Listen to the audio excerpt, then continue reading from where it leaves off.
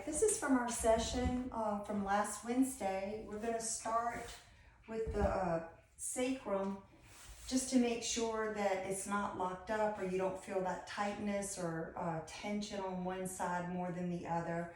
So we'll lie down onto our back body. You're going to find it's Tadasana on your back.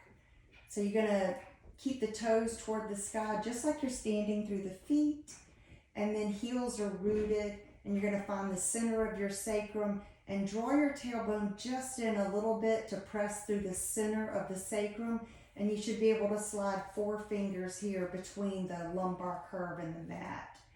And then where shoulders are going to root down, work your shoulders in and press your head back.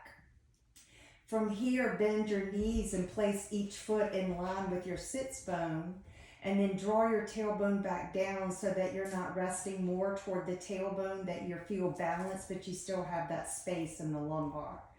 Once you have that, you're going to feel, once you've centered yourself, you're going to feel what side feels more heavy or pokey or pushy down into the mat or the ground. Once you feel that, maybe you don't, because it may feel balanced to you. You're going to take your strap and wrap it around the back of your thigh. If you can grab the back of your thigh without distorting the spine or wrapping your shoulders off the mat, you can keep the hands here. With a strap or with your hands, you're going to pull against the thigh bone, and you're going to push with the thigh bone into the hand. So it's a push-pull action, and you're going to keep this right angle with the right leg. The left leg is going to extend outwardly.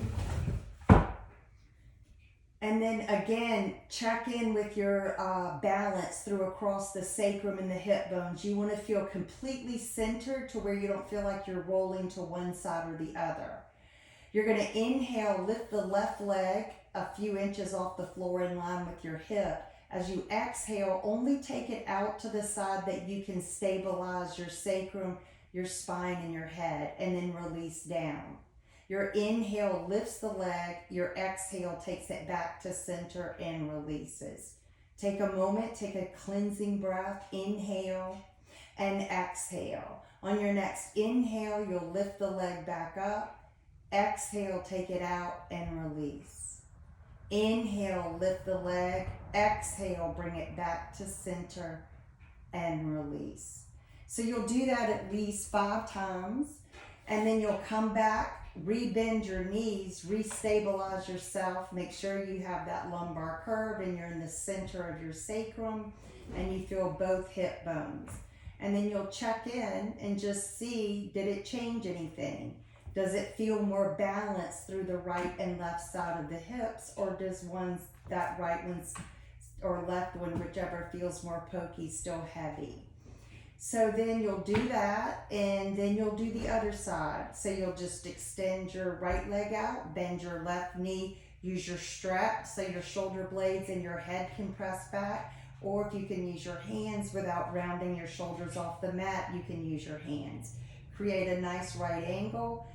Anchor down, add that tone through the lower belly, push and pull with the hands or pulling into the thigh bone, and with the equal force, the thighs pressing into the hands. Your inhale will lift the leg about hip height, your exhale will take it out and release. Inhale, lift, exhale, center and release. Inhale, exhale, release. Inhale, exhale, and release. You'll release your leg out, take a cleansing breath, relax your body. And then you'll rebend your knees, place your feet in line with your sits bones, reestablish the connection to feel head, shoulders, and hips and sacrum grounded with that little space in the lumbar. You'll center yourself again through your pelvis, your shoulders, and you'll feel if the pelvis and the sacrum feel balanced now. So that'll give you some feedback and help you to feel and start to become more aware of your body. And also the fact that you can start to check when your sacroiliac joint is bound up. So you're trying to unlock it. And when you develop that body awareness, then you'll know. Now, while that I'm on the ground, we're gonna just go ahead and do that one. It's for adductors, your inner thigh and your outer thigh. So this is gonna work inner and outer thigh and hips. You can start on your right side. You can stretch your arm out or make a little pillow with it. Stack your knees. So you wanna align your hips, your knees, and your ankles, and the inner soles of your feet here. Once you have that, you're gonna put that band that I gave you across the thighs here. So that blue band, you're gonna bring it across the thighs and use it. You're gonna keep your feet and ankles grounded together. They're not gonna come apart. You're gonna inhale, and as you exhale, you're gonna lift to your capacity. You're gonna inhale, take it back down. Exhale, lift. Inhale, take it back down. Exhale, lift. You're gonna work toward 10 repetitions. And then you're gonna turn over and you're gonna do the same thing on the other side. So I just like to show both sides so you can see what it looks like. Your form, because that is what is important. Again, you can bring one hand overhead, stack your knees in line with your hips, align your ankles and feet. You can use your opposite hand in front of the belly for support. Inhale, exhale, open. Inhale, take it back down. Exhale, open. You'll do 10 repetitions on that side. You'll come back and then you can repeat it. So you can work on doing another set to where you work up to 20 repetitions, 10 in the first set, 10 in the second set. And then if you feel you can do more, you can add a third set to it and do another set of 10. So you could work up to 3 sets of 10, totaling 30 repetitions once you're done on the right and the left side for that clamshell. The next one will come up to the wall. You'll need your block for this one. We're gonna bring the block right at the wall just below the knee joint onto the shin bone. You're gonna bring that left leg back as far as you can. Then you're gonna work on squaring your hips. So I like to imagine there's 2 headlights on the front of your hip bone shining forward here. Use the wall for support here. Draw your shoulders back, engage your low belly, and really push out through that back leg. So once you get set up, get as much space as you can where you feel supported, not overextended in the length of your lunge. And then on the inhale, you're gonna push from the right hip out through the block. On the exhale, you're gonna pull from the left hip out through the heel. So you're gonna inhale, press, exhale, push. Inhale, press, exhale, push. Inhale, press, exhale, push.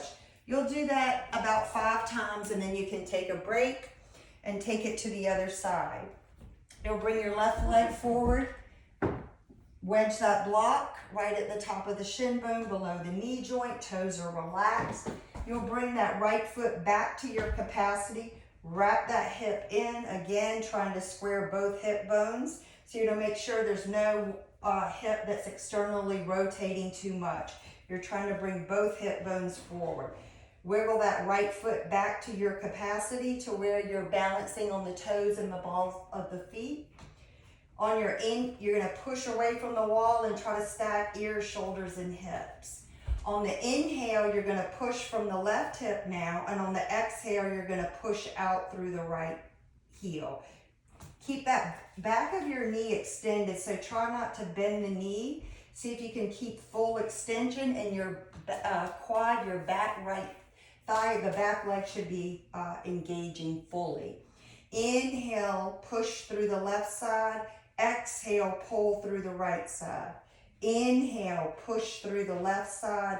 Exhale, pull through the right side. So you'll do that 5 times, take a break, and then come back and then work up to same thing, a second set and then a third set. And as that becomes easier, you can add more breaths, like hold it maybe for 10 breaths instead of 5 breaths. And then the last one that we did, the 4th one, you're gonna bring the block between your thighs here.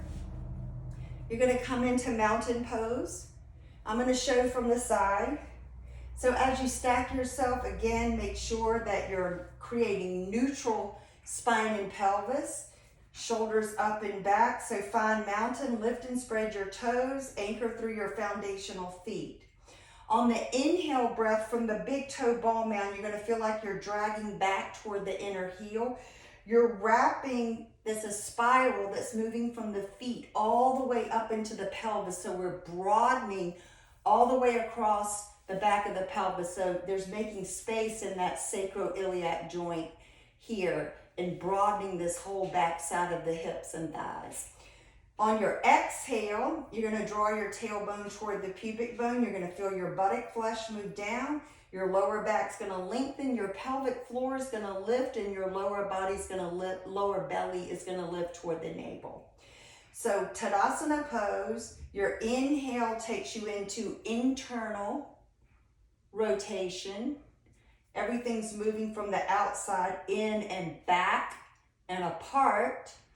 And then as you draw your tailbone in, everything's moving in toward the midline, together and forward. So you'll feel your sits bones come together on the exhale when you go into more of that posterior pelvic tilt to find neutral. So inhale, moving from the feet like a little tornado, pulling up and broadening at the top. And then as you exhale, you start at the top, and then it roots in and compacts and wraps back in. You'll feel the contraction happening around your hips and your thighs and a little bit in your buttocks, but you're not death gripping your buttocks. And then you'll feel that energy move from the pelvis now right back down into the foundation. So I would do about 10 of those. Same things of internal, external rotation through the inhale and exhale. As you do 10 rounds of those, pause and then work up to a second set at your pace for 10 rounds and also the third set. So we'll start with that, those 4 exercises. So happy practicing.